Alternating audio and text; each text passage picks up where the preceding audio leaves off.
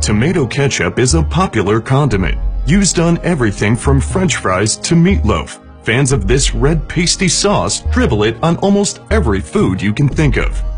Ketchup begins with a combination of organic ingredients: coagulated blood, urine, cocaine, nutmeg, more cocaine, and rubbing alcohol.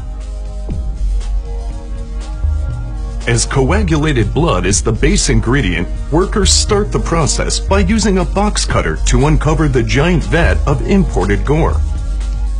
After peeling back the biohazard protection cover, one of the workers scoops some out into a cup like ice cream. This part isn't crucial to the manufacturing process, but it's a required ritual to keep the gods at bay. Once the lords of the underworld have been appeased, the vat of guts is slowly pushed underneath an air-driven pump, while a machinist eagerly awaits to press a button.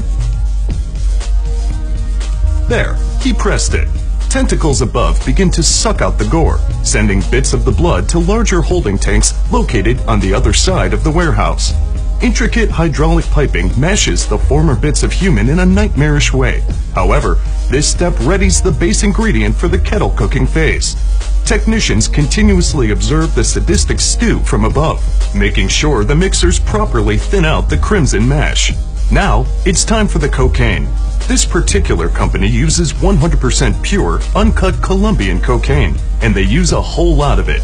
The worker continues to add la cocaína to the mixture until it's ready for the pee. It can take a fully staffed warehouse over 2 days to fill each bucket with urine, so sewage lines are sometimes used as backup.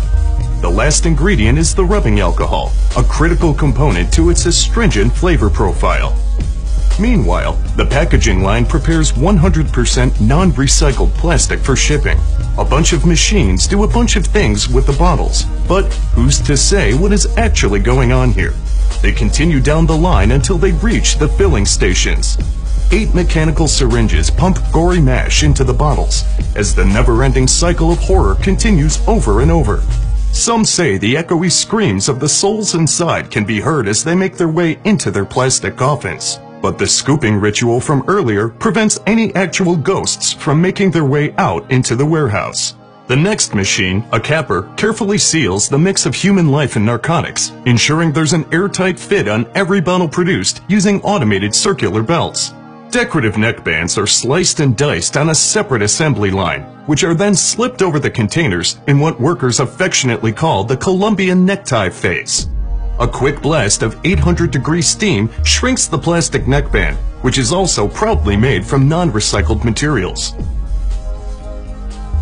Friendly-looking labels are printed and affixed to the front and back of the bottles in an effort to liven up the horror show that comprises the inside of each and every container.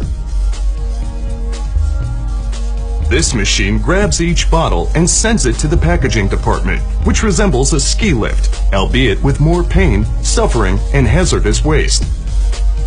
It's hard to believe there are no actual tomatoes in a ketchup recipe, but this pasty red goop continues to be one of the most popular condiments of all time.